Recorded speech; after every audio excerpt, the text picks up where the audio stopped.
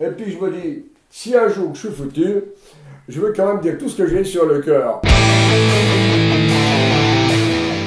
Et je me dis, il y a quelque chose qui ne colle pas. On guérit d'un côté et on escape les gens d'un autre côté. Or, qu'est-ce qu'on voit là? Ils ne mangent pas de fruits. Ils mangent de tout, sauf des fruits. Ils mangent pratiquement pas de fruits. Et ça fait des super centenaires. Alors, la théorie des antioxydants, hein. Bon, prenons bien, on nous a dit aussi, nous avons le même tube digestif que les grands singes, les chimpanzés, les orang-outans ou ça. Alors, ce sont des frugivores. C'est un mensonge éhonté. Éhonté. Je ne citerai pas de nom, mais j'ai mangé à la table un célèbre végétalien, il se tapait des steaks saignants épais comme ça.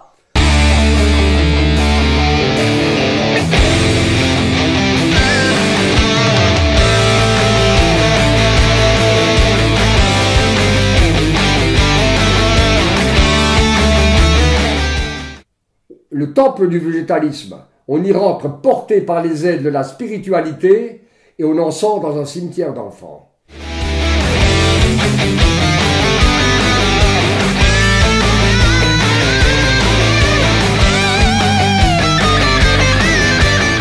Bonjour Monsieur Robert Masson. Voilà, ravi de vous rencontrer, bonjour. Donc dans un premier temps, je vais vous demander de vous présenter à nos auditeurs.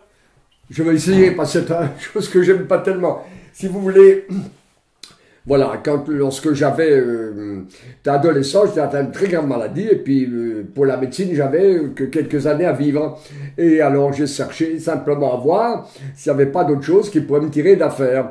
Et puis on avait dit donc à ma mère que si j'atteignais 18 ans, ce serait un cadeau de Dieu. Elle me l'a dit après, parce que je l'ai vu en larmes en descendant les services de cardiologie de Faststadt, j'ai bien compris que c'était pas très beau ce qui avait été dit. Et puis, alors j'ai cherché ailleurs, et j'ai eu la chance de tomber assez vite et de comprendre assez vite ce qui me rendait malade. Je mangeais toute la journée du cacao et du sucre à la petite cuillère. J'adorais lire, et toute la journée je mangeais cela. J'avais horreur des crudités, et pour faire l'homme comme les copains, je fumais un petit peu. Bon, j'ai arrêté bien sûr le tabac, j'ai eu une nourriture plus équilibrée, pris des crudités au repas, mais surtout j'ai arrêté toute la journée de manger du sucre et du cacao. Et en quelques mois, mes symptômes se sont estompés, je pouvais pas courir 20 mètres, impossible de courir. C'était à un moment donné, je me souviens, je revenais d'un match de foot au Stade Bonal enfin, pas en tant que spectateur, un match de foot au Stade Bonal à Sochaux, et là, j'ai dû m'asseoir sur une murette et ne plus pouvoir bouger. J'ai fait prévenir ma mère qui est venue me chercher. Donc, j'avais un genou, bon, rhumatisme articulaire aigu, grave, donc le cœur très atteint, voilà. Donc, en changeant mon mode de vie, j'ai pu me guérir tout doucement. Et après, je devais avoir dans les, 25 ou 30 ans par là autour, j'ai rencontré celui qui était le plus grand propagateur de la naturopathie en France, Pierre Valentin Marchesso. Un grand monsieur au visage de prophète, avec des visions de prophète, quelqu'un d'extraordinaire. Mais, alors donc, j'ai été son collaborateur 20 ou 30 ans ou 40 ans, je ne sais plus.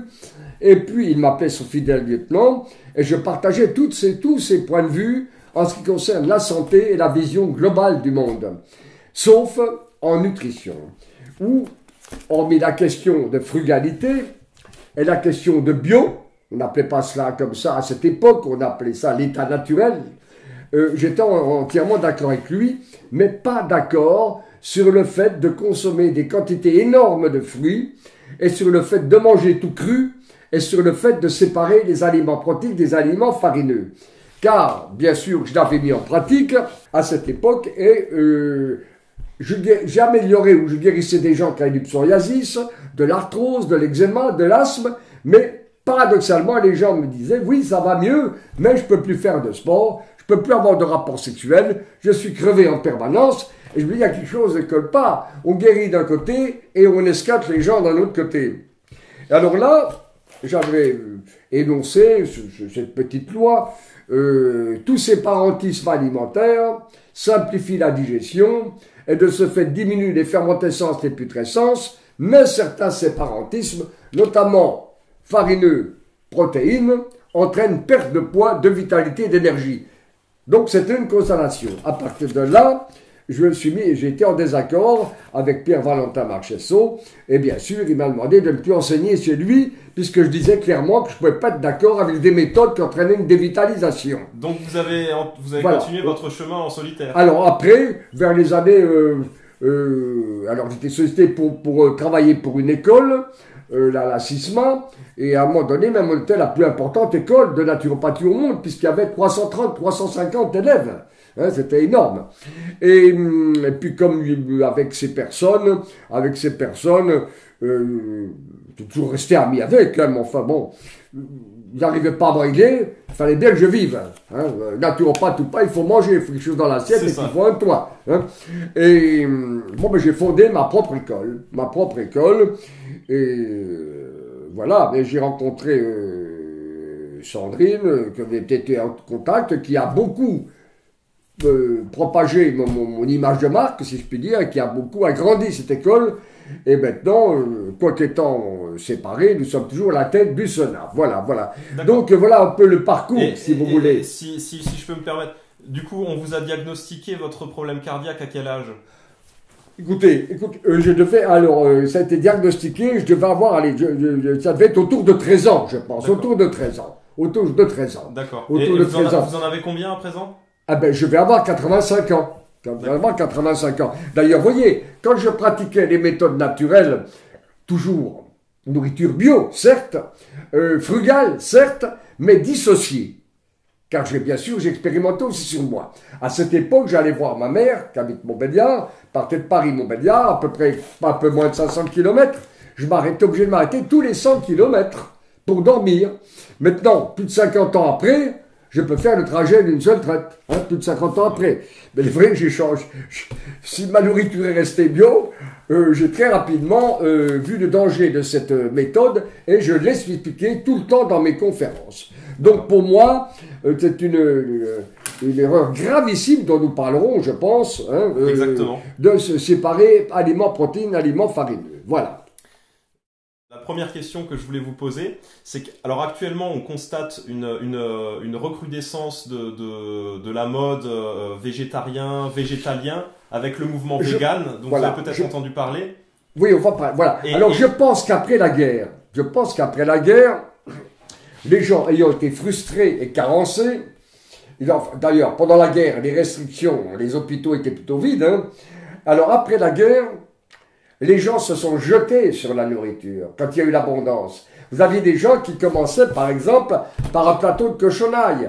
Après, il y avait une viande avec une purée. Après, il y avait du fromage. Après, il pouvait y avoir un dessert aux œufs au lait, par exemple, l'huile flottante. 5 apports de protéines le midi, 5 apports de protéines le soir. 10 apports de protéines par jour. Il va sans dire que c'était l'excès. Alors, bon, des voix se sont élevées pour dénoncer le danger d'excès de protéines, mais par contre, à vouloir les supprimer, c'était extrêmement dangereux.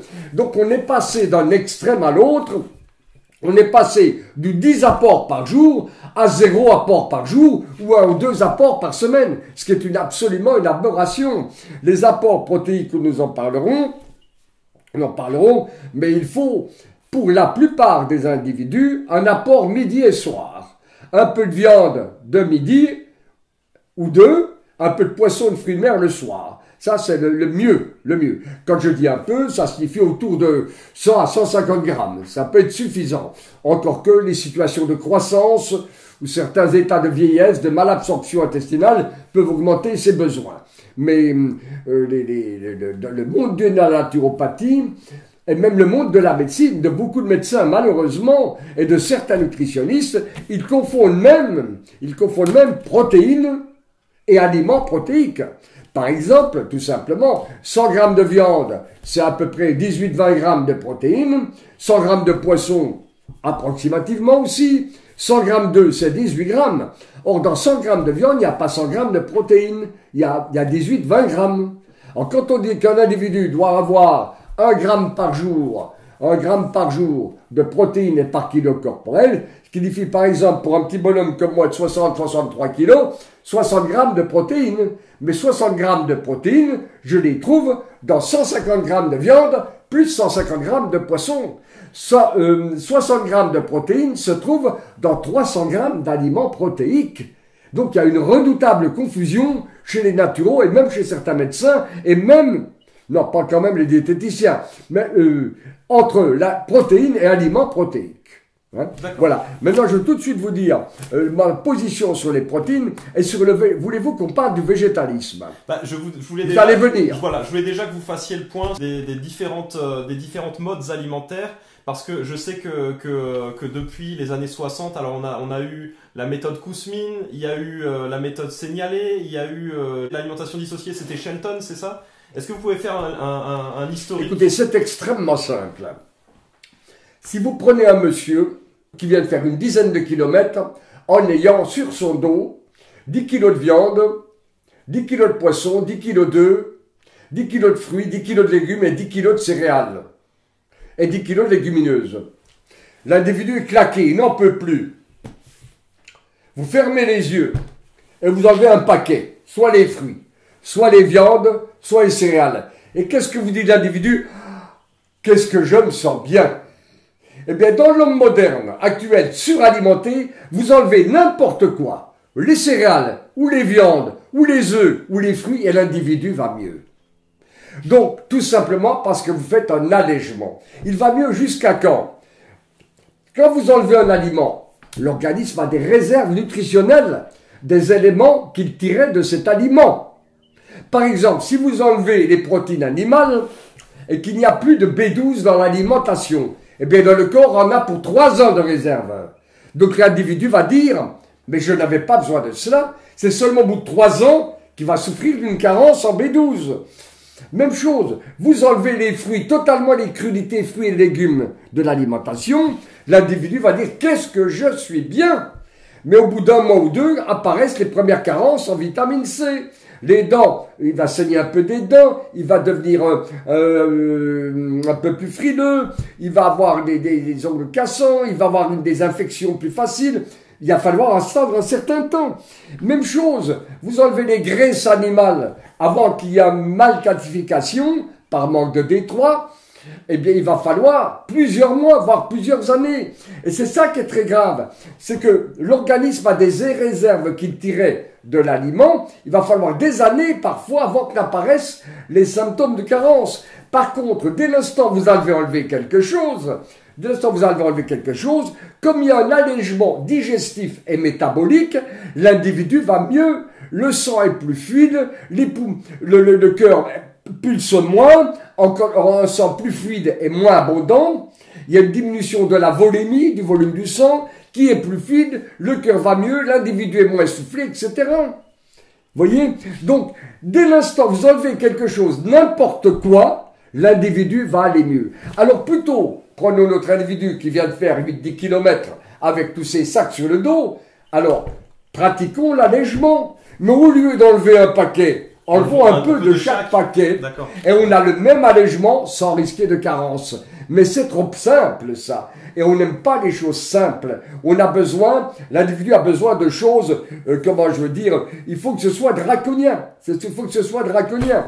On n'est pas capable, on a beaucoup de mal de comprendre les nuances. Mais il suffit. Vous pouvez inventer n'importe quel système et devenir riche. Inventer, je sais pas quoi. Dites inventer le thalassavorisme, par exemple. Allez, tiens. Demain, les gens n'ont plus le droit qu'à manger du poisson, des fruits de mer, des algues et des légumes de mer. Mais vous allez faire des miracles.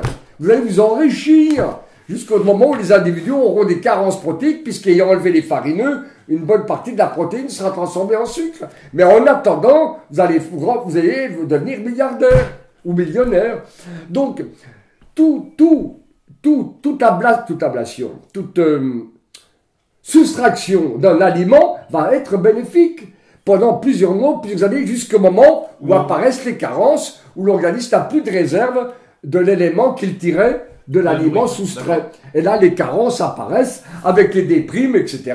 Et les ruptures de couple, parce que très souvent dans un couple, l'homme oblige la femme à suivre, ou le contraire, et il y a un jour, il y en a un qui en a marre, qui est frustré et qui s'en va. Hein? Bon, il y a aussi ça dont on parle peu. Hein?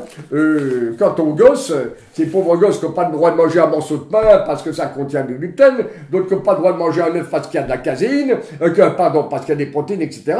Un jour ou l'autre, outre les carences organiques, les enfants, non seulement tombent malades, mais quand ils ont l'âge de décider par eux-mêmes, non seulement ils font des orgies de nourriture et ils détestent ces parents qui les ont tant frustrés. On perd tout. On perd non seulement la santé des gosses, mais on perd aussi leur amour. C'est grave. C'est extrêmement grave.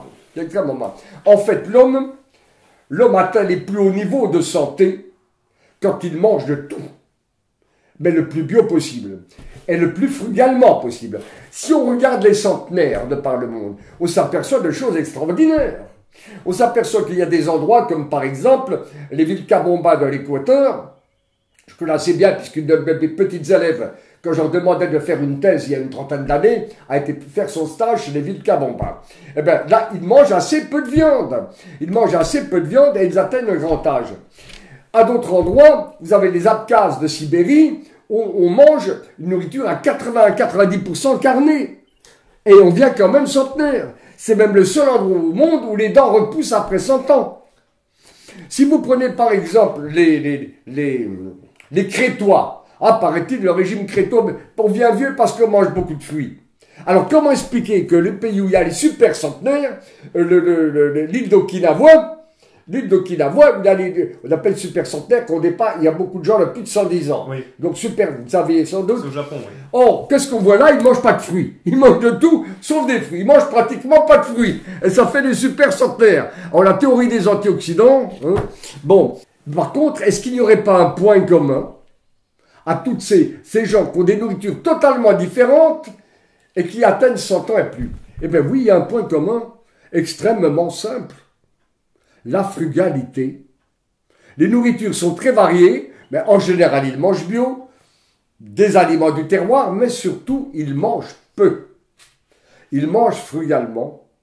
Et c'est ça le secret de la frugalité. Quelle que soit votre alimentation, quelle qu'elle soit, vous naissez avec un potentiel de division cellulaire. Et quand vous arrivez, ou à peu près à 70 divisions, je crois, un peu plus, un peu moins, quand vous arrivez au terme de vos divisions cellulaires, c'est la mort. Alors, quand on mange normalement, un homme qui est fait pour 70 ans, vivre 70 ans, va vivre 70 ans. Il mange normalement, ses cellules s'usent normalement, meurt normalement et se renouvelle normalement. Et il arrive au terme de ses divisions. Par contre, si l'individu mange comme 2 pour 3, il mange plus qu'il ne faut, les cellules travaillent beaucoup plus, elles s'usent beaucoup plus vite, elles meurent beaucoup plus vite, elles se renouvellent beaucoup plus vite, et les 70 divisions cellulaires, au lieu de se renouveler en 70 ans, vont se renouveler en 50 ans. On ne peut pas prolonger la vie, mais on peut ralentir la cadence. Si, on peut prolonger la vie, mais simplement en ralentissant la cadence des divisions cellulaires. Et par exemple, un individu qui est fait pour vivre 70 ans, lui, il mange de tout, mais il est sobre, il est frugal, il mange peu, il mange peu. Lui, il demande peu à son métabolisme cellulaire, qui travaille peu, les cellules meurent beaucoup plus lentement, se renouvellent plus lentement, meurent plus lentement et se renouvellent plus lentement. Et il va faire ses 70 divisions cellulaires en 95 ans, au lieu de 70 ans. Donc en fait, on ne peut pas prolonger la vie, mais on peut ralentir la cadence des divisions cellulaires. C'est cela le secret du rajeunissement. Il n'y en a pas d'autre. Il n'y a pas d'autre. C'est pour ça que ce soit des vers de terre, ou des éléphants, ou des rats, en laboratoire, on n'a trouvé qu'un moyen de prolonger la vie de 30 à 40%. C'est de ralentir les quantités de nourriture, de diminuer les quantités de nourriture. Voilà. Donc, il n'y a pas d'alimentation propre à prolonger la vie. Ça n'existe pas. C'est faux. Par contre, il y a la frugalité qui prolonge la vie. La frugalité. Là, les expériences, j'ai là-dedans un tableau. C'est absolument affolant. On a pris 250 rats On a pris 250 rats. C'est à cette page-là. Je sais pas où elle est. On a pris 250 rats. Enfin, 2 lots de 250 rats. Aux uns, on a donné telle nourriture à volonté. Aux autres, avec même alimentation, mais restreinte quantitativement. À 900 jours, je crois, il faut regarder, il y avait déjà plus de rats vivants, ceux qui mangent à volonté. Et dans les alimentations restreintes, à 1300 jours, les rats étaient encore vivants. Quant au nombre de cancers, c'est absolument affolant. Affolant. Chez les rats qui mangeaient normalement, à volonté, et ceux qui étaient restreints. C'est absolument extraordinaire. Il faudrait retrouver la page. D'ailleurs, je vais la retrouver, vous voyez. Alors, vous voyez, par exemple, c'est extraordinaire. Par exemple, entre le 800 et le 899e jour, les rats qui avaient une nourriture normale, il n'y avait plus que 21 rats vivants. Plus que 21. Donc 15 cancéreux. 15 sur 21. Alors que ceux qui avaient une nourriture vivante, il y avait 152 rats vivants, dont seulement 4 cancéreux. Il n'y a pas besoin de sortir de Saint-Cyr. Oui, c'est sûr. Et puis nous voyons qu'au millième jour, il n'y avait plus de rats vivants chez les nourritures.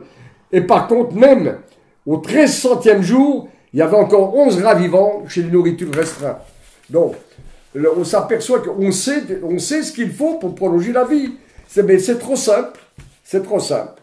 Et ça ne fait pas vendre des remèdes, des hormones, des trucs comme ça, évidemment. Donc, en fait, je voulais qu'on revienne sur la différence fondamentale qu'il y a entre le régime végétarien que vous validez et le régime végétalien. Voilà, ça c'est extraordinairement important.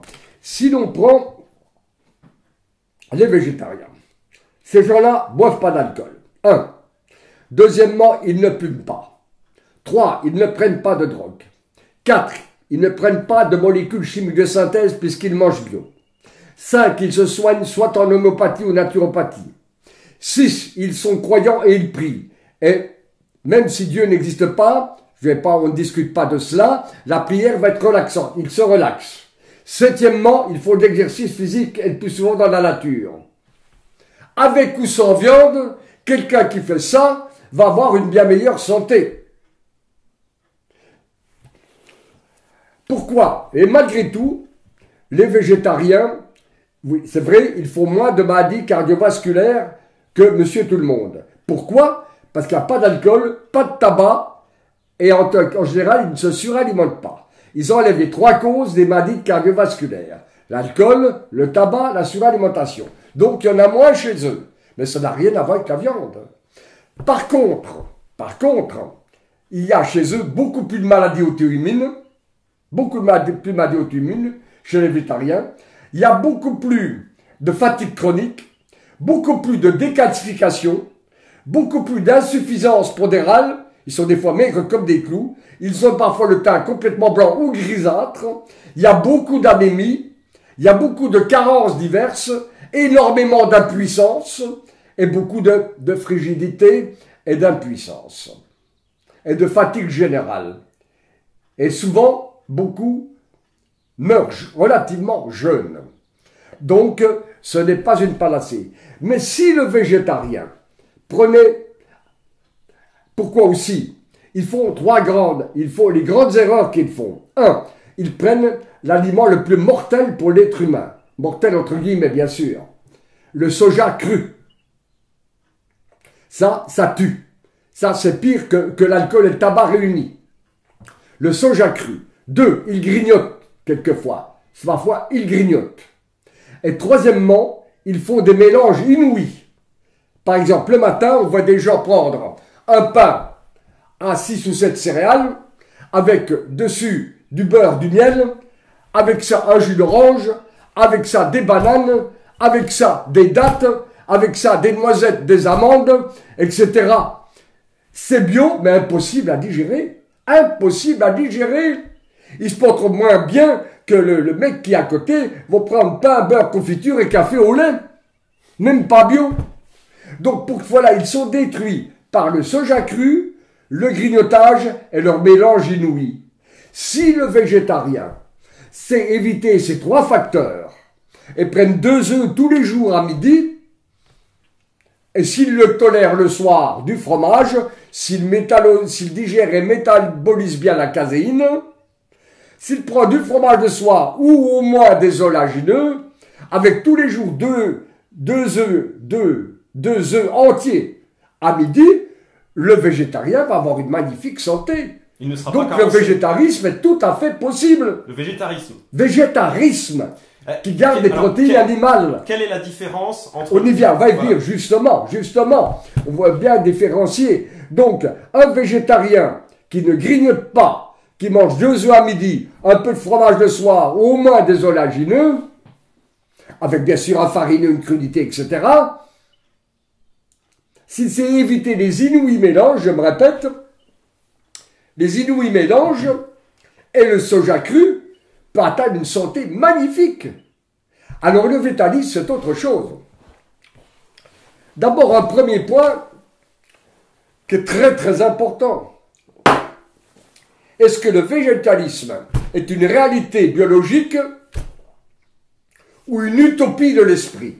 D'abord, est-ce que le végétalisme existe dans la nature? Alors on va vous dire les vaches. Ben non. Justement, la vache n'est pas du tout végétalienne. Parce qu'elle ingère entre 100 grammes et 1 kilo d'insectes chaque jour. Comme le cheval. Alors, est-ce que ces insectes jouent un rôle négligeable ou pas? Eh bien, c'est simple. On a l'expérience qui a été faite maintes fois. Si l'on prend une jument gravide, portante, et qu'on l'alimente avec du foin, même bio, dépoussiéré, elle met au monde des petits poulains atteints d'ostomalacie, les os mous, et d'atrophie des parathyroïdes. Et le petit poulain, au lieu de rester debout sur ses pattes dès la naissance, il s'affale. Il tombe par terre, il s'affale. Il ne tient pas sur ses pattes, le petit poulain. Pourquoi? Parce qu'en dépoussiérant le foin de la jument, on a enlevé les insectes et les œufs d'insectes. Donc même un herbivore a besoin de protéines animales. Prenons le cas du lapin. Le lapin soumis à l'élevage naturel mange toute la journée des racines, de l'herbe notamment. Quand on élève le lapin en cage, si vous l'élevez sur un plancher, sur du dur ou sur du ciment,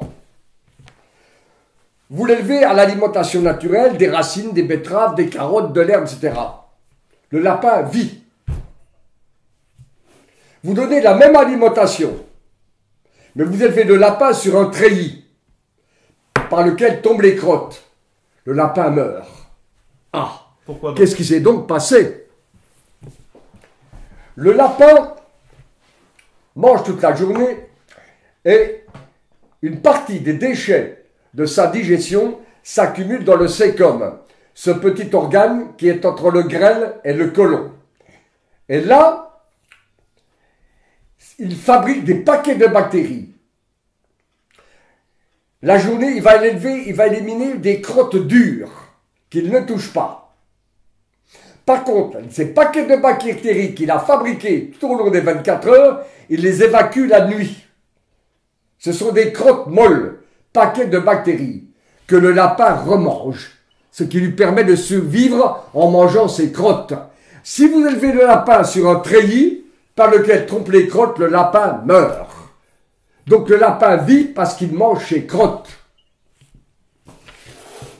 Regardons une vache par exemple. Elle ingère des quantités considérables d'insectes et d'œufs d'insectes. Elle n'est pas végétalienne. D'ailleurs, est-ce que ce serait... Elle a un tube digestif d'à peu près 50 mètres. 50-51 mètres. Elle a 4 estomacs. Elle a une flore spéciale. Elle salive 200 litres de salive par jour. Elle évacue au moins 1000 litres de gaz. Imaginez qu'on soit constitué comme une vache. Vous invitez une copine à boire un pot. Au bout d'un quart d'heure, vous avez déjà perdu 3 litres de salive et éliminé une centaine de paix. Vous parlez à la copine, elle est déjà loin. Hein?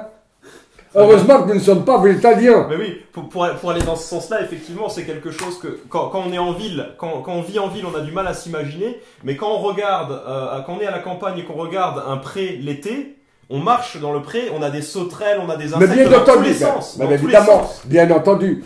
Prenons bien, on nous a dit aussi, nous avons le même tube digestif que les grands singes, les chimpanzés, les orang-outans ou ça. Alors ce sont des frugivores. C'est un mensonge éhonté. éhontée.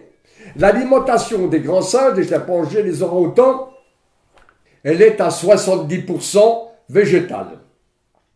Banane, racines sucrées, pousses vertes, céréales à l'état laiteux, oléagineux, etc. Des racines sucrées, des pousses vertes, voilà. Par contre, elle a 30% animale. Les singes se nourrissent énormément de termites. Ils soulèvent, ils mangent des larves sous les écorces. Ils se nourrissent de termites. Ils mangent les œufs d'oiseaux dont ils sont très friands. Et quand il y a les oisillons, ils mangent les oisillons. Et au bord d'une côte chaude, ils attendent la marée basse et ils dégustent les fruits de mer. Et à la course, ils attrapent les petits mammifères. Leur nourriture est à 30% animale. C'est un incroyable mensonge. Il y a même plus grave que là. Je peux vous montrer des photos. Quand vous avez des singes d'une certaine taille, d'une certaine force, qui sont pas loin d'une autre ethnie de singes, moins vigoureux, moins forts, les grands singes se mettent en groupe, cernent un petit singe isolé et le bouffent.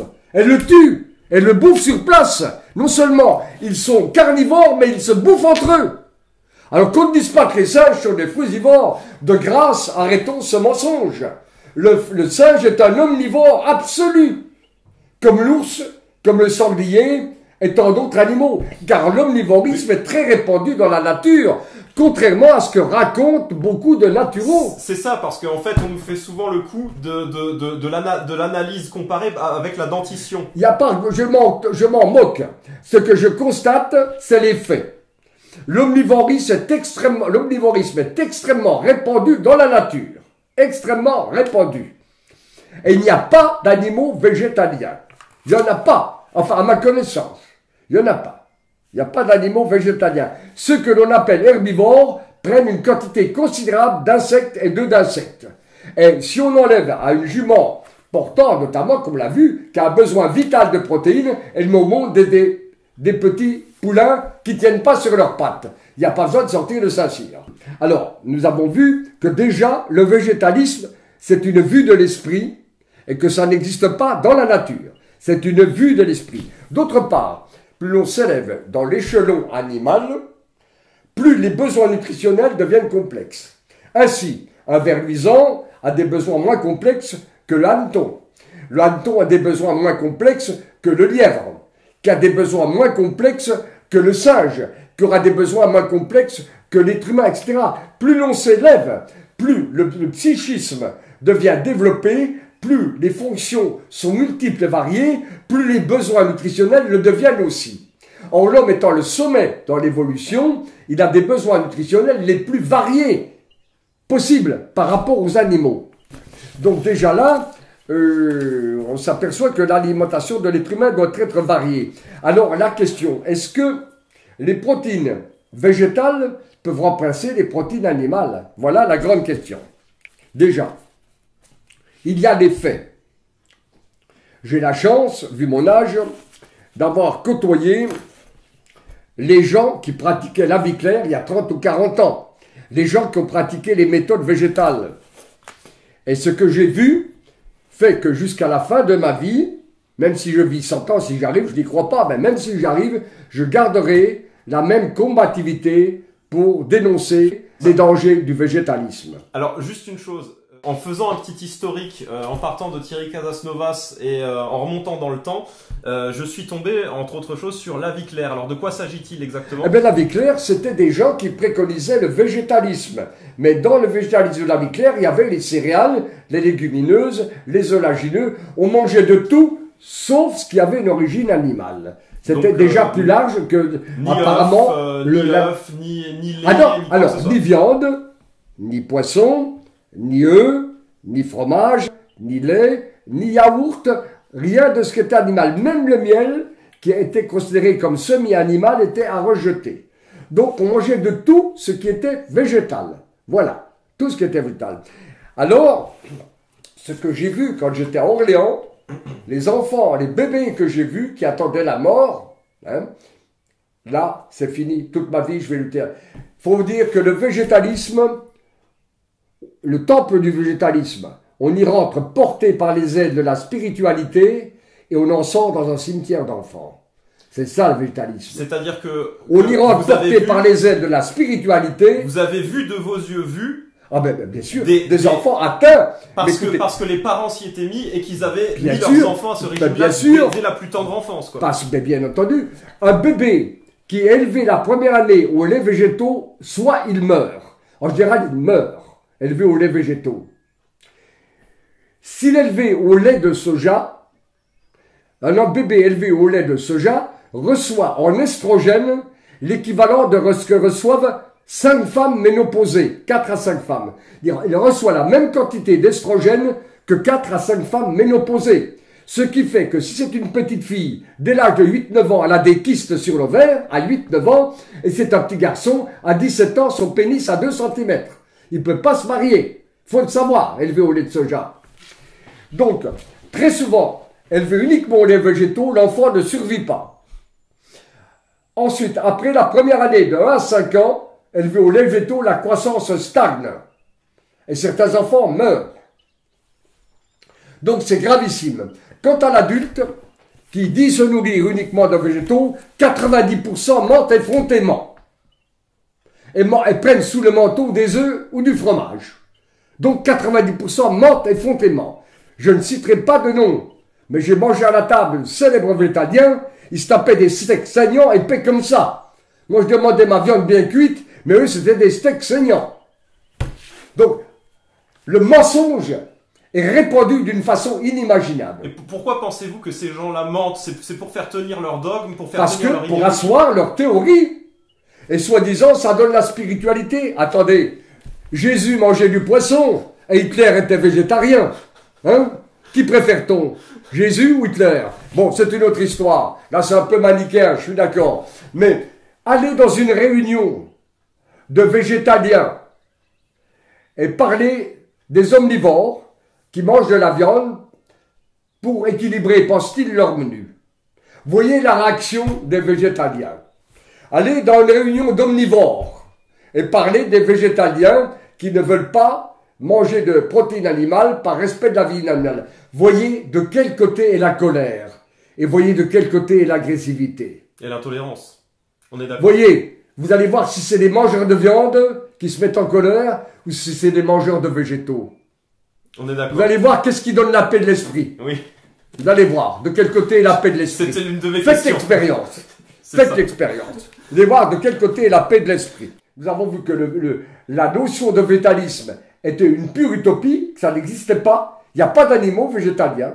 Il n'y en a pas. Et les grands singes encore moins. Ce sont de parfaits omnivores. Les grands singes sont de parfaits omnivores. La théorie, elle est la suivante. La théorie des partisans de l'alimentation végétale. Elle est la suivante. Si l'on associe une céréale et une légumineuse à un même repas, par exemple riz et soja, ou blé plus lentilles, vous avez dans l'assiette tous les acides aminés nécessaires à la vie et à la santé. Voilà ce que nous disent les végétaliens.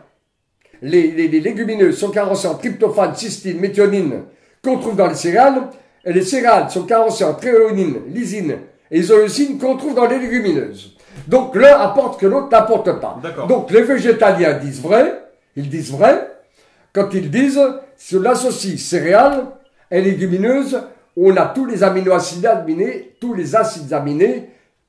Les acides aminés, c'est ce qui constitue les protéines, bien sûr. Tous les acides aminés nécessaires à la vie. Eh bien, c'est vrai. Mais il y a dans cette insertion deux omissions graves. C'est que,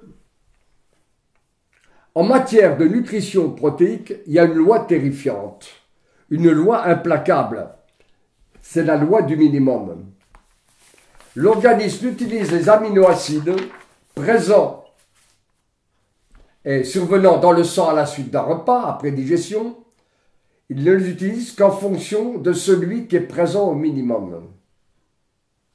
Or, dans une alimentation composée de céréales légumineuses, certains acides aminés ne sont présents qu'à 40 ou 50% des besoins de l'organisme.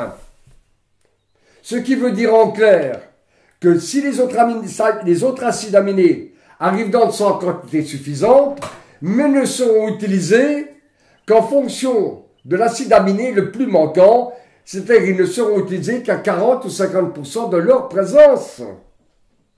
Même s'il ne manque qu'un seul acide aminé, même s'il n'y en a qu'un seul qui n'est pas en quantité suffisante.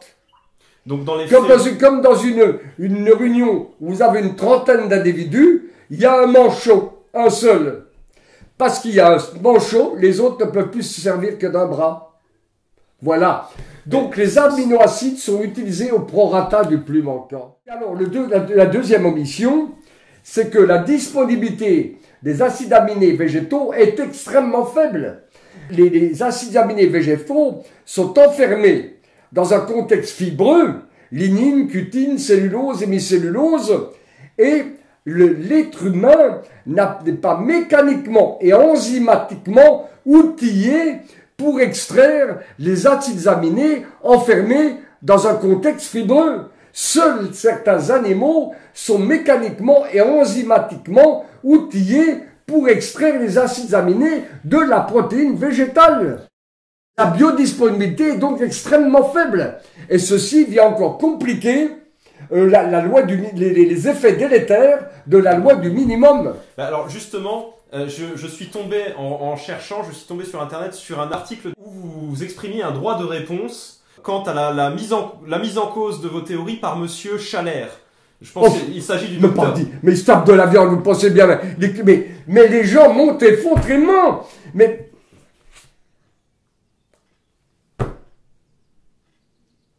Encore un menteur.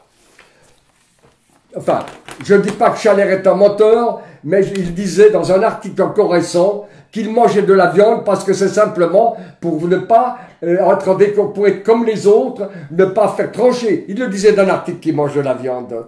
Mais il en mange pour ne pas trancher, pour ne pas gêner ceux qui en mangent. C'est très très commode. Donc lui, il est persuadé que le végétalisme est valable, mais il ne l'applique pas. J'ai mangé à la table de tous les chefs d'auteur. Je peux vous dire qu'ils mentent effrontément. Il y en a un qui mentait pas, il s'appelait Mosseri. C'est un homme charmant, il était sincère. Je l'ai rencontré, il m'a reçu très gentiment à cette époque. J'étais un relativement jeune naturopathe. Et les gens que je lui envoyais, quand on lui demandait de faire une conférence, il lui disait « je peux pas, ça me fatigue ». Et quand il plantait un arbre dans sa propriété vers Troyes, enfin, il donnait un coup de pioche par jour. Et en 3 semaines, l'arbre était planté. Hein? D'accord. Bon, alors lui, il suivait. Il prouvait qu'il suivait ce qu'il disait. Hein? D'accord. Bon, alors aussi autre chose. Les végétaliens, où peuvent-ils trouver la vitamine B12? Il y en a pas. Il y en a dans les végétaux, voilà, dans les levures et dans les algues. En très faible quantité, et dans les végétaux, elle n'est pas assimilable. Alors, les végétaliens américains, ils vont en pharmacie chercher des levures supplémentées en B12 de synthèse. Puisque la B12 végétale naturelle n'est pas utilisable. La B12 végétale naturelle n'est pas utilisable. Et sous une forme non utilisable. Donc ils prennent soit des médicaments de B12 synthétiques qu'ils vont chercher en pharmacie, soit des levures supplémentées en vitamines synthétiques. Et même maintenant, ils se font des injections directes de B12 en intramusculaire. Ah, pourquoi alors, ça change quoi? Ils ont besoin de la chimie pour vivre. Ils ne font pas de mal aux animaux comme ça, c'est ce qu'ils disent. Ah bon? Et c'est pour leur santé aussi. Alors comment font-ils pour respirer? Puisqu'à chaque respiration, ils tuent des millions d'animacules. Quand ils vont à sel, ils vont tuer des centaines de milliards de bactéries qui vont être tuées en présence d'oxygène, des bactéries anaérobies. Ils en font comme il faut quand même des millions de milliards de morts chaque jour. D'accord. Hein, quand même. Hein? Moi, vous savez, le moine qui prend son balai devant lui en marchant pour pas tuer des insectes, il les tue avec il les extropie, les insectes. Moi, je préfère y marcher dessus, les tuer d'un coup, pas les faire souffrir. Vous avez bien Je raison. préfère les marcher dessus que d'être moine. Enfin, ce genre de moine. Ça se défend. Je ne suis pas contre les moines autrement. Ça se défend. Non, non. Alors, non. Dans ce monde-là, je peux vous dire, le nombre de gens qui racontent des théories et qui connaissent les meilleurs restaurants de France, hein, et qui, quand ils voient un de leurs élèves passer, qui se planquent. C'est pas une vie, ça. Oui, c'est sûr. C'est pas une vie, ça. Ouais. Attendez. D'autant qu'on engage des gens qui eux sont éventuellement Ah honnêtes. ben bien entendu. à Les sincères, ruiner leur eux, santé, les sincères, à ruiner eux, leur ils deviennent. Vous allez voir, vous avez vu l'image dans mon J'ai vu bouquin, les photos, oui. des gens amenés à 30 kilos pour 1m70. Oui. Mais à où va-t-on? Comment ça n'ouvre pas les yeux? Non, Alors, beaucoup justement- mentent effrontément. Je me souviens un jour, j'avais un ami, un célèbre phytothérapeute, je dirais pas de nom, qui venait me voir. Il est mort maintenant, paix à son âme. Il venait voir quand je travaillais l'Euro d'Olive. On mangeait avec moi. Alors lui, moi je mangeais ma viande à midi, je la demandais bien cuite. Il lui dit un steak épais, saignant. Et il adorait la viande. Il se tapait sur le ventre, il disait, il n'y a pas de mal à se faire du bien. Il avait ce geste. En conférence, ne mangez pas de la viande, c'est du cadavre, c'est responsable de... Alors là, on était invité un jour, j'étais invité à la Ligue pour la vivisection, parce que je suis contre la vivisection, bien sûr. C'est horrible, ça. De même que je suis contre l'élevage, faut le dire. Contre l'élevage actuel des usines à viande, c'est monstrueux. Voilà. Des bêtes qui ne voient pas la lumière du jour, connaissent pas les saisons, bourrés d'antibiotiques, bourrés de psychotropes, parfois bourrés d'hormones, etc., etc. C'est monstrueux. Ça déshonore l'être humain. De même, je suis contre les conditions d'abattage, bien entendu. Ça va de soi. Mais un animal qui a sa vie d'animal et qui est dans les champs plusieurs mois, ou qui la poule qui picore du grain et qui picore surtout des insectes et des larves, la poule, et des herbes, l'animal qui vit de sa belle vie en plein air, si l'abattage est ultra rapide, c'est autre chose. Ça n'a rien à voir avec l'abattage de certains animaux qui est monstrueux et avec l'élevage qui est encore plus monstrueux. Et bien sûr, ceux qui ont peur de ça, qu'ils aillent voir ce qu'est la vivisection.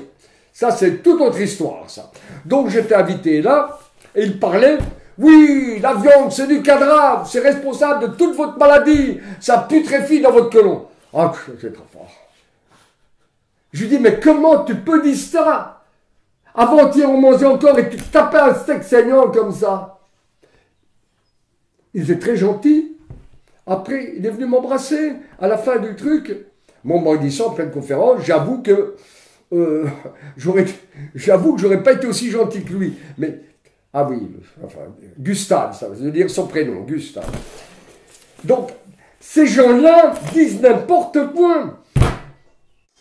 Quand je collaborais, on ne va pas citer de nom, avec le père de l'alimentation spécifique et naturelle, après les conférences, on allait au Flippers, boulevard de Strasbourg, il se tapait une choucroute comme ça. Et puis après, avec des glaces à la crème. Avec la choucroute, il mangeait une belle bière. Attendez, moi avec ma petite crème caramel à la fin du repas, j'avais l'air minable. Mais fallait voir. T'es plus âgé que moi, mais il avait des muscles comme ça. Il n'aurait pas fallu se friter avec. Et puis un jour, il s'est mis à faire ce qu'il a dit. Il m'a présenté sa deuxième compagne, et alors là, on a vu fondre littéralement. Voilà. Là, on va lui fondre. Bien sûr, si les naturaux qui l'ont suivi depuis là m'entendent, ils vont dire maçon, mais c'est comme ça. C'est comme ça. Ah, merci beaucoup. Merci beaucoup. C'est comme ça. Donc, tant on était encore sur la B12. Donc, alors, voilà, je m'excuse, mais la plupart de ces gens, ce sont des menteurs. Voilà, beaucoup mentent effrontément. Mentent effrontément et ne suivent pas. J'ai connu parmi les gens qui suivaient ce qu'ils disaient, j'ai connu Mosseri, vraiment sincère, et puis mon ami André Pasbeck. Mais Pasbeck, c'était tout à fait acceptable, ça se rapprochait très près de rapport que lui, il était pour une alimentation. Alors jusqu'à 60% de crudité par repas, ce qui pour moi est très excessif pour beaucoup. Très excessif. Pour moi, 20%, enfin on en parlera sans doute. Donc on était sur la B12. Je vous ai contacté à la base pour avoir des informations parce que moi je me suis intéressé au cas Thierry Casasnovas qui prêche un crudivorisme frugivore. Mais avant d'y venir, lui par exemple il dit sur la B12 il faut désintoxiquer. On va la fabriquer. C'est un mensonge. Tout seul. Même désintoxiquer, vous ne changez pas la physiologie. Vous ne changez pas. D'ailleurs, j'ai un peu lu ce que disait cette personne, je ne la connais pas, je la respecte, elle semble sincère. Dire par exemple que manger beaucoup de fruits et de légumes va désintoxiquer, et que tous les malades, on est toujours dans le même délire de l'acidité et l'alcalinité. Oui, voilà. Le pH du sang est à 7,40. Il oscille entre 7,38 et 7,42. Quand vous dépassez 7,42, vous êtes en alcalose. Vous atteignez 7,45, vous êtes en crise de tétanie. Vous descendez seulement à 7, vous êtes dans le coma. Donc, dans une foule, si quelqu'un a le pH qui a varié, vous le savez. Pourquoi? Parce que le SAMU est là. Le pH du corps humain est le pH du sang, pardon, est le pH le plus protégé du corps humain. Il est invariable. Oui. Vous pouvez boire un demi-litre de vinaigre ou un demi-litre de jus de citron, vous allez vous décalcifier, mais votre pH ne va pas bouger. Donc, l'organisme va donner ses minéraux. Pour neutraliser. Et c'est pour ça quand il dit des jus de fruits alcalinisants, pas du tout. Les jus de légumes sont alcalins. Souvent à 7 et pas. Par contre, les jus de fruits sont à 3, à 4, 4,5, sont franchement acides. Le fruit n'alcalinise pas. Absolument pas. D'ailleurs, dans le passé, il y avait des cures de citron. Premier jour 1, deuxième jour 2, 9e jour 9, 10e jour 8, 11e jour 7, etc. Progressif et descriptif. Et on a vu plein de gens mourir à cette époque avec les cures de citron, complètement décalcifiés. Complètement. Contrairement à ce que vous lisez, le citron n'alcalinise pas. Il décalcifie puissamment. Encore que, une personne comme vous êtes plus large que moi, plus étoffé que moi, vous pourriez prendre un jus de citron à 17 heures, vous. Oui. Vous pouvez. Moi, je peux pas. Ça me détruirait. Hein? Et monsieur est entre nous deux. C'est une question de réserve, en fait. Pardon? C'est une question de réserve en minéraux. Bien sûr, vous avez un teint coloré, des mâchoires, vous êtes en maillot, là, il fait pas chaud, mais il fait pas froid, il fait pas... Donc, vous avez visiblement vous êtes quelqu'un qui brûlait bien les acides. Moi, pas du tout. C'est comme la théorie des 5 fruits et légumes, c'est une monstruosité. Mais bien sûr, vous prenez un monsieur d'1,70 m, pesant 98 kilos, genre joueur de rugby, tout en muscles, infatigable, increvable, vous le mettez aux 5 fruits et légumes par jour. Comme l'estomac n'est pas extensible à merci, s'il prend 5 fruits et légumes, il va manger globalement moins de protéines, moins de farine et moins de graisse. Vous passez 2 ans après, il a perdu 15 kilos, son sang est devenu plus fluide, il respire mieux, ça va même mieux que sa femme, tout va mieux, tout s'est allégé. Il vous dit, ah, ce régime des 5 fruits et légumes, quelle merveille! Vous prenez une petite parisienne d'1,60 m, de 38-40 kilos, à la limite presque hyperthyroïdienne, enfin une thyroïde qui est à la limite de l'hyper, elle a un petit estomac, elle ne peut pas manger beaucoup à la fois. Vous la mettez 5 fruits et légumes par jour, elle va globalement ingérer beaucoup moins de farineux, de protéines et de lipides. Vous passez 2 ans après, elle a 35 kilos, elle a fait plusieurs séjours en réanimation. Donc en nutrition, il devrait y avoir cela au fronton de tous les naturothérapeutes et de tous les diététiciens. Il devrait y avoir en nutrition tout ce qui est systématique est faux. Tout ce qui est systématique est faux. Alors justement, là-dessus, je voulais reprendre ce que vous développez dans Diététique de l'expérience, qu'on peut voir là. Où vous dites, en 4e de couverture même, je crois, l'alimentation doit être 1. Naturelle, 2. Équilibrée, 3. Mesurée, 4. Digeste, et 5. Individualisée. Voilà. Et je pense que ces 5 points sont fondamentaux. Enfin, en même temps qu'on lit ça, on se dit, mais quel bon sens. Quel bon sens. On peut les examiner l'un après l'autre. J'aimerais juste qu'on continue sur notre lancée.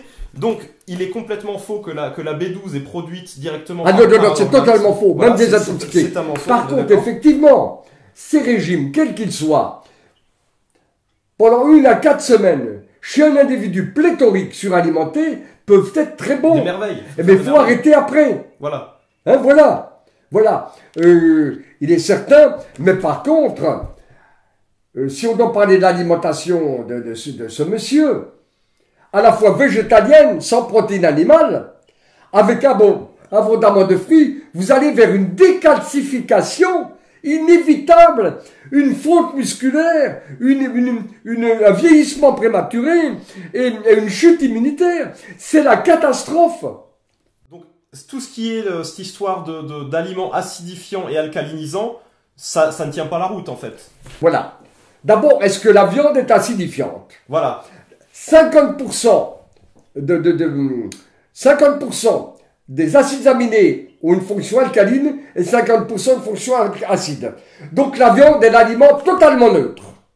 La viande est totalement neutre, ni acidifiante, ni alcalinisante. Alors, on va rester sur la viande. Donc, il y a ça. On dit la viande acidifie, c'est faux. On dit la viande se putréfie dans les intestins parce que nous aurions un intestin trop long. Et elle ne peut pas s'y putréfier pour la raison très simple, c'est qu'elle n'y parvient pas. Alors, la viande. La viande. Alors, quels sont les... On va revenir à la viande. Un instant. Alors, la viande, totalement neutre. Les légumes, plutôt alcalinisants. Les fruits, totalement acidifiants. À part le melon peut-être, les abricots, mais globalement, les fruits ont un pH très acide. Le fruit est acidifiant. Les céréales sont dites acidifiantes. La céréale est essentiellement transformée dans l'organisme vivant en glucose. Je vois pas comme le glucose peut acidifier. Là, je vois vraiment pas. Que l'on m'explique. Il y a peut-être quelque chose que je n'ai pas compris. C'est possible après tout. J'ai pas la science infuse. Les céréales, on voit pas comme ça peut acidifier. La viande, on a vu, c'est neutre. Il n'y a que les fruits qui, en abus, peuvent acidifier.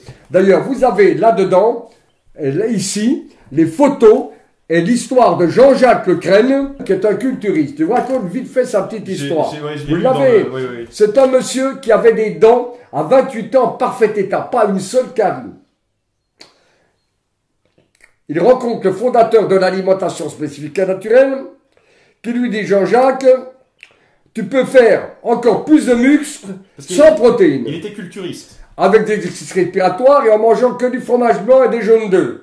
Il l'a fait. Même entraînement, et en 2 ans, perte de 20 kilos de muscles.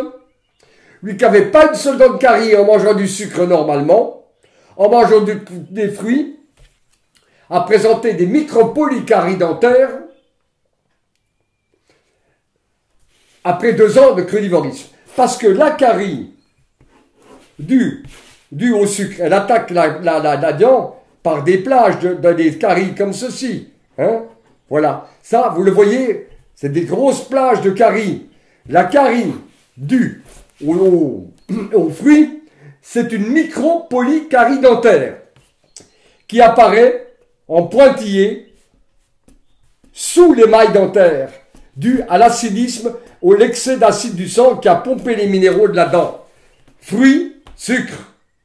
Et donc, avec... La crème présentait ces micropolycaries. Elle commence à attaquer la dent de l'intérieur. De l'intérieur. La dent est attaquée de l'intérieur.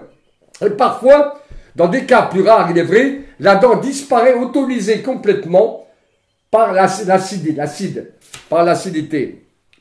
Alors revenons à la viande. Quand la viande arrive dans l'estomac, elle arrive dans un milieu acide. Le pH de l'estomac humain, il est de 1,5 à 2. Le pH de l'herbivore, il est de 7. Le pH du tigre et du lion, il est comme celui de l'être humain. Déjà à savoir, quand les aliments arrivent dans l'estomac, ils tombent d'un pH à 2, à peu près à 2. Mais il y a ce qu'on appelle le pouvoir tampon des aliments, pouvoir tampon des protéines. Le pH remonte très vite aux environs de 6, 6,5, voire 7. Et là, la ptyaline salivaire transforme un peu l'amidon en maltose. Ensuite, le pH redescend à 5 dans les 2 heures qui suivent. 5, 4, 3, 2, 5, 4, 3. Et là, dans l'acide chlorhydrique, le pepsinogène se transforme en pepsine et une partie des protéines est transformée en peptides. À peu près 20% des protéines. Et dans ce milieu acide, le sucre, le saccharose est transformé en glucose et fructose.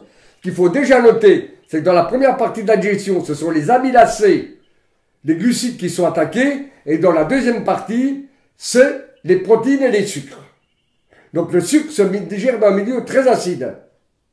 Voilà pourquoi il n'est pas dangereux de prendre un sucre en fin de repas, puisqu'il va être digéré en fin de digestion, et le glucose et le fructose qui en résultent vont passer doucement dans le sang. Donc une sucrerie en fin de repas n'est pas une hérésie.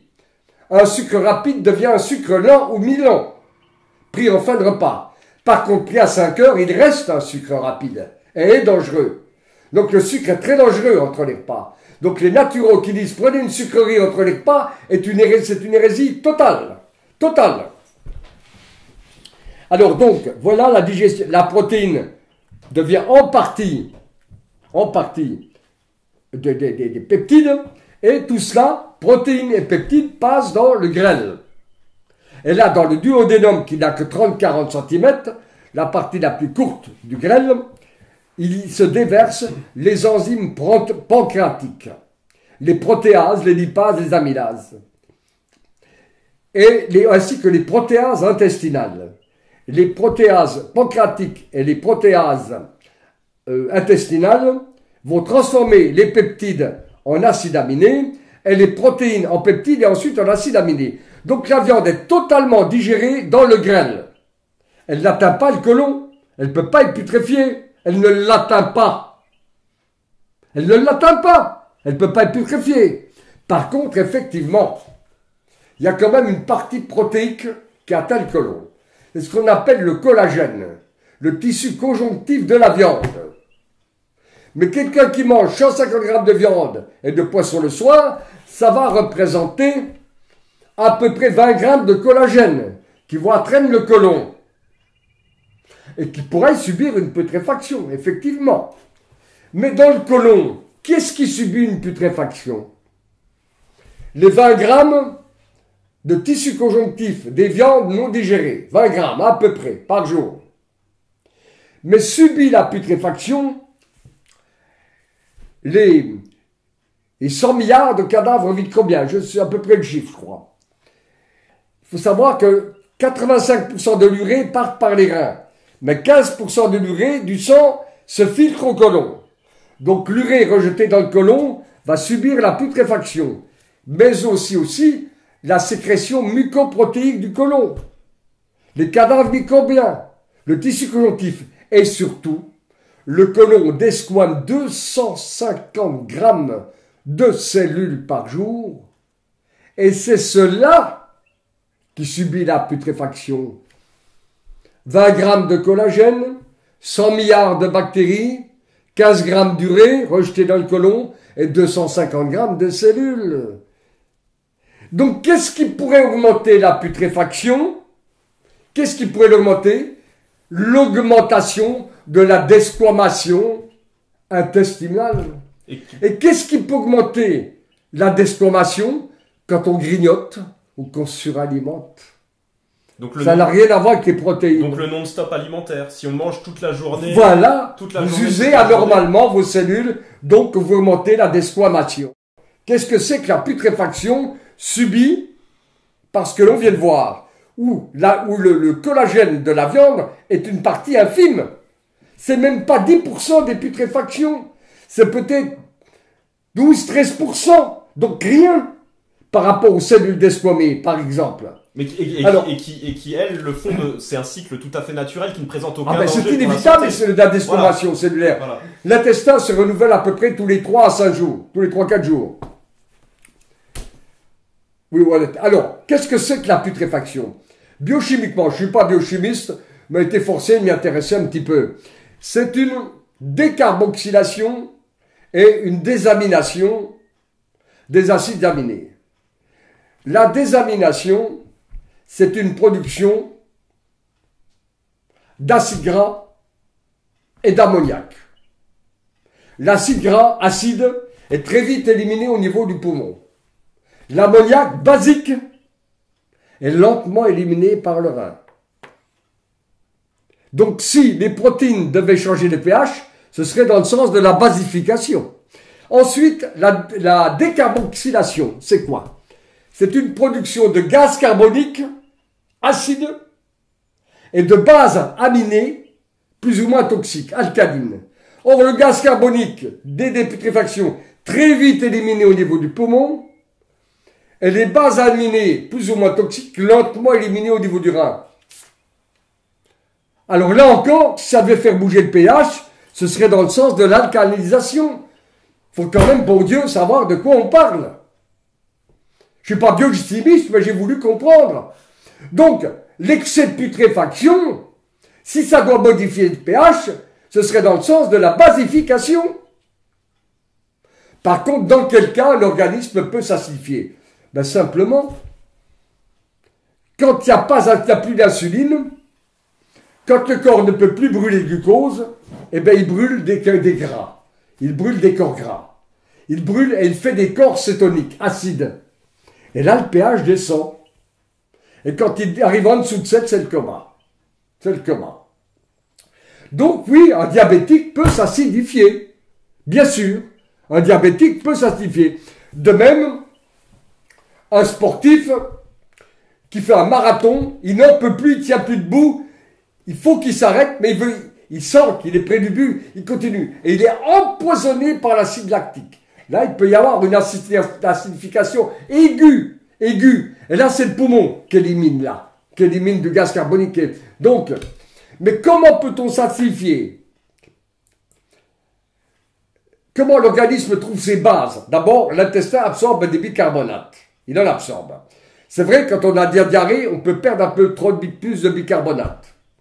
Mais dès l'instant où il y a une menace d'acidification, les poumons se mettent à respirer plus vite pour éliminer du gaz carbonique acide. Et le pH se rétablit dans l'aigu. Et si vraiment il y a un apport massif et énorme, impensable d'acide, c'est le rein. Le rein, il y a ce qu'on appelle le glomérule.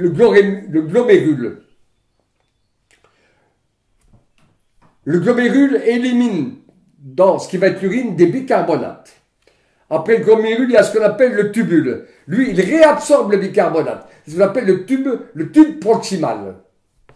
Et il est suivi ce qu'on appelle du tube distal. Eh bien, le tube distal, lui, avec le gaz carbonique et l'eau, fabrique en permanence et en masse des bicarbonates. Le rein est un fabricant de bicarbonate. Comment peut-on s'acidifier? Il faut des conditions exceptionnelles pour qu'un individu s'acidifie. Nous sommes dans les délires. Nous sommes dans les délires. C'est de la pure légende, quoi. C'est de la pure superstition. On profite de l'ignorance de la physiologie, dont certains médecins. C'est affreux à dire, mais c'est comme ça. Les naturaux, c'est pardonnable, ils n'aiment pas ouvrir un bouquin de physiologie. Ça leur donne mal à la tête. Mais les médecins, ils devraient. Hein? Vous voyez, quelqu'un qui prendrait, par exemple, 7-8 citrons tous les jours, il va même pas s'acidifier, il va se décalcifier. Là, l'organisme n'arrivant pas à fabriquer assez de bases, il va les prendre sur les os et les dents. Mais le pH ne bougera pas. Le pH est quelque chose d'invariable. Par contre, le pH de la cellule, c'est autre chose. C'est là que les naturopathes ont peut-être raison. Parce que s'il y a effectivement beaucoup trop de toxines et de toxiques, d'appeler dans ça d'un terme déchet, ce qui demanderait d'être défini. Mais allez, pour la compréhension, appelons ça déchet. Quand il y a trop de déchets dans les liquides extracellulaires, que le monsieur dont vous m'avez parlé appelle la lymphe. Oui. C'est la lymphe extracellulaire, oui. Quand il y a effectivement trop de déchets, et que la membrane de la cellule est colmatée, quelque peu imperméabilisée, moins d'oxygène pénètre dans le sang. Et là, comme les mitochondries, les organites respiratoires de la cellule doivent produire quand même la même quantité d'énergie et qu'elles ont manque d'oxygène. Avec l'oxygène, elles brûlent le glucose, elles font du gaz carbonique et de l'eau. C'est le cycle aérobie, mais il y a toujours un peu d'anaérobiose. C'est-à-dire qu'elles font fermenter le glucose et ça donne de l'acide lactique. Et comme elles ne peuvent plus brûler autant de glucose, elles vont en faire fermenter plus. Et là, quand du fait du colmatage, de l'imperméabilisation, entre guillemets, de la cellule, comme il va moins pénétrer d'oxygène, il va y avoir beaucoup plus de fermentation et la production d'acide lactique. Et là, le pH de la cellule, qui est normalement de 7, pas de 7,40 comme le sang, va baisser. Et là, cette acidification de la cellule pourra casser les liaisons hydrogènes de l'ADN. Et on pourra aller vers le cancer. Mais ça, on le sait. Depuis 1900, depuis 1800, non, on le sait, ça depuis un siècle. Depuis des travaux de Warburg. Je ne sais pas si je prononce l'allemand, Warburg, qui a montré le danger de l'acidification de la cellule. Mais là, ça n'a pas à voir avec le pH du sang. Ça a à voir plutôt avec la rétention toxique cellulo-humorale. La rétention des toxiques. Ça n'a pas grand-chose à voir non plus avec le pH de la nourriture qu'on ingère. Ah mais non, non. Ça aura à voir avec la toxicité de la nourriture. La personne qui se bourre de pesticides, la personne est bourrée de pesticides, de nicotine, de cyanure, d'arsenic, du tabac. Si elle prend de l'alcool qui est éliminé, mais si elle a énormément de toxines nationales, si elle a énormément de résidus du métabolisme, d'ailleurs quand on parle du résidu du métabolisme, la cellule, elle produit des éléments acides, l'acide, le gaz carbonique, un peu d'acide lactique, d'acide pyruvique, mais elle produit de l'urée, qui est très basique, l'urée, et l'ammoniac. La cellule produit encore plus de déchets alcalins que de déchets acides. Donc cette notion d'acidité, c'est une simplification à outrance. D'accord, très bien. Par contre, cette personne parlait de porte de sortie. C'est vrai, il y a une chose qui est frappante et qui est intéressante, c'est que nous avons une porte d'entrée des aliments, la bouche, et nous avons 5 portes de sortie pour les déchets. Hein, les reins avec l'urine, la peau avec la sueur, le sébum, les cellules kératinisées, le poumon avec le gaz carbonique et des gaz volatiles de l'intestin, et certains médicaments, le foie avec la bile et l'intestin avec les matières fécales. On a une porte d'entrée pour les aliments et 5 portes de sortie. Ça montre quand même bien, pour l'organisme, la priorité de l'élimination. Ça c'est sûr, ça c'est exact. Mais il ne faut pas croire que les déchets les déchets entre guillemets, hein, le mot déchet recouvre beaucoup de choses, qui s'accumulent dans l'organisme, ce sont des déchets acides. Il y a autant de déchets alcalins. D'ailleurs, dans la nature, les pires poisons sont alcalins. Les alcaloïdes des plantes, qui envoient vite un régiment au cimetière, c'est alcalin. Hein?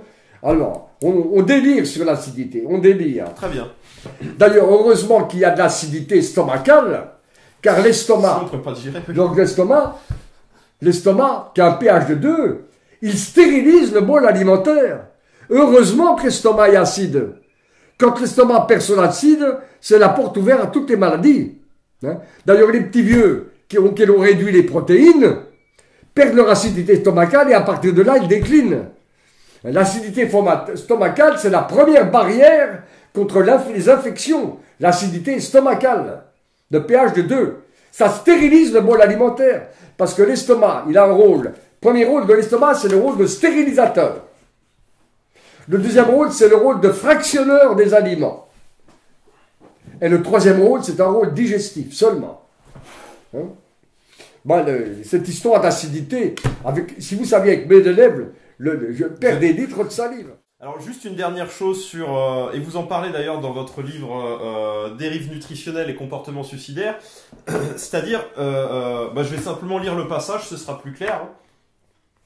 Oui, ces malheureux pugnaces ont suivi le dogme malgré les mises en garde. Ils ont cru que la fonte musculaire, la déminéralisation, l'anémie, la leucopénie, la disparition de la libido, la chute immunitaire, l'inouïe frilosité, le vieillissement accéléré, etc. étaient, comme l'avait dit le gourou du végétal, du cru, du dissocié, des effets de la désintoxication, et que la désintoxication terminée, le poids, la santé allaient revenir à la normale avec la même alimentation. Exactement. C'est précis. Exactement. L'inouïe frilosité. Savez-vous que la plupart des crudivores ont été 3 à 4 pullovers en été? Bon, est-ce qu'il y a encore là besoin de sortir le Saint-Cyr et des paquets de couverture en été? Ils sont glacés même l'été. Vous avez lu cette petite gamine là. Là, vous voyez, je le raconte là. Là, lisez cette histoire, elle est belle et triste. De cette gamine. Elle meurt en dansant. Enfin bref, quand je l'ai vue, Il y a son histoire là. Les parents me l'amènent extrêmement belle, pas comme une autre, mais d'une beauté inimaginable. Elle était une petite danseuse, elle dansait déjà à l'opéra. Et alors là, elle mangeait plus, puis elle dit, enfin elle mangeait plus. Alors je lui dis, mais que mangez-vous, mademoiselle? Elle me dit, je mange que des aliments purs, ce que conseillent les naturopathes. Alors je dis, que mangez-vous? Elle me dit, le matin, je mange des fruits. À midi, je mange 2 jaunes d'œufs avec des crudités. Et le soir, je mange du fromage blanc et des crudités. Est-ce que vous mangez des céréales? Non. Des pommes de terre? Non. Des pâtes? Non. Aucun farineux. De la viande? Non. Du poisson? Non. Sa nourriture, des jaunes d'œufs. Pas des œufs. Des jaunes d'œufs le midi, du fromage blanc le soir. Mais je dis, vous avez vu dans quel état vous êtes? Votre maigreur, votre fatigue. Elle me dit, mais monsieur, vous ne pouvez pas avoir raison. Dans le journal La Vérité, tous les naturopathes disent le contraire. Vous ne pouvez pas avoir raison un seul contre tous. La gamine qui me dit ça. Quel âge avait-elle? 12-13 ans, à peine, oui, 12-13 ans. 12-13 ans.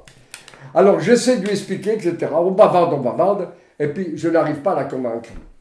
Et là, le père et la mère s'envoient avec elle, et puis l'un des deux, je ne sais plus si c'est le père et la mère, elle me dit, elle ne tient que par sa volonté. Je dis, en tout cas, tenez-moi au moins au courant. Et 3 mois après, j'apprenais sa mort sur la scène de l'opéra. Voilà. Tout se résume là. Morte en dansant. Voilà. Non. Et alors, je vais vous dire, je raconte ça, c'est vrai. Le lendemain, je devais faire mes cartes de visite. Hein. Eh bien, j'ai pas mis naturopathe. J'ai pas osé mettre. J'avais honte. J'ai mis praticien de santé. Vous voyez? Vous pensez... J'avais honte d'être naturopathe, j'avais honte. Ce que vous dites, c'est qu'il y a des gens qui font honte à la naturopathie en engageant des gens dans des voies de perdition où ils vont se ruiner la santé. Mais bien entendu, c'est pour ça que j'ai appelé ce bouquin La naturopathie foudroyée. C'est détruit par ces utopies. L'être humain, d'abord, n'est pas fait pour penser constamment à sa nourriture, pour en faire une obsession. L'être humain doit manger de tout, le plus bio possible et frugalement. Et quand on a fait ça, on a fait tout ce qu'il fallait. On n'est pas obsédé. Vous savez, quand vous avez dans certaines écoles, boire un café, vous allez tomber rainement, enfin, ils disent pas rainement, mais enfin, vous prenez un verre de bain, c'est la mort, vous prenez de la viande, puis vous prenez un dessert sucré, alors là, vous êtes condamné aux Il n'y a plus qu'à mettre un pistolet dans l'assiette. C'est ça, ouais, exactement. Plus qu'à mettre un pistolet dans l'assiette.